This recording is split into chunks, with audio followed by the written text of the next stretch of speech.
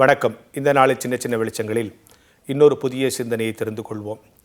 இந்த மனிதம் மனம் பணத்திற்காக மற்ற விஷயங்களுக்காக அலைபாயறதை குறித்து, அப்படி அலைபாய்வதன் மூலமாக வாழ்க்கையை வீணாக்கி கொள்வதை குறித்து நீங்கள் பல கதையை கேட்டிருப்பீங்க.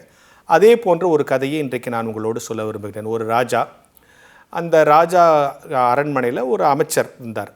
ஒரு ரொம்ப நல்ல அமைச்சர், காசுக்கு ஆசைப்படாத அமைச்சர், ஊழல்லாம் செய்யாத அமைச்சர். நான் அந்த காலத்து அமைச்சரை பற்றி பேசிகிட்டு இருக்கேன், சரியா? அப்படி ஒரு நல்ல அமைச்சர். அந்த அமைச்சர் ஒரு நாள் தினமும் வருவார், அவருடைய அரசு பணிகள்லாம் ஒழுங்காக செய்வார், வீட்டுக்கு போயிடுவார். ரொம்ப நல்ல மனிதர். ஒரு நாள் அவர் வீட்டுக்கு போகும்போது அவர் போகிற வழியில் நிலத்திலேருந்து திடீர்னு ஒரு 7 ஜாடி அப்படியே மேலே வந்துச்சான். ஒரு ஆச்சரியமாக பார்க்குறாரு. பார்த்தா அந்த 7 ஜாடியில் 6 ஜாடியில் ஃபுல்லாக தங்க காசு, 7வது ஜாடியில் அரை அளவு தான் தங்க காசு இருந்துச்சு. ஒரு கொஞ்ச நேரம் இப்படி சுற்றி முற்றி பார்க்குறாரு.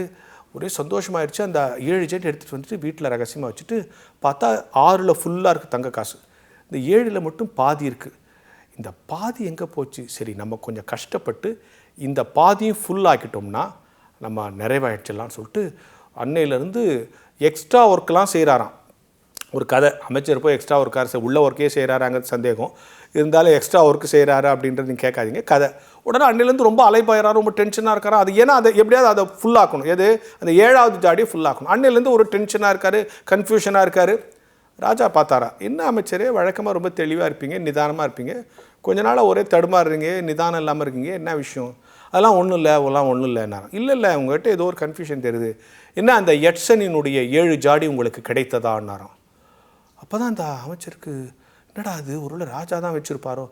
ராஜா நீங்கள் சொல்கிறது ரைட்டு தான், ஒரு 7 ஜாடி கிடச்சிச்சு, அதில் 6 ஃபுல்லாக இருந்துச்சு, 7வது ஃபுல்லாக இல்லையா? ஆமாம். உங்களுக்கு எப்படி ராஜா இந்த விஷயம் தெரியும்? நீங்கள் தான் வச்சிங்களா? அதே மாதிரி அதே வழியாக போகும்போது எனக்கும் அந்த ஜாடி கிடச்சிச்சு. நான் நின்று பார்த்தேன், 7 ஜாடி இங்கே இருக்குது, இது யாரோட பொருள்னு தெரியலையே, யாருன்னு தெரியல, யார் இங்கே விட்டுட்டு போயிட்டாங்கன்னு தெரியல, இது நம்மளதில் என்ன பண்ணுறதுன்னு யோசித்தேன்.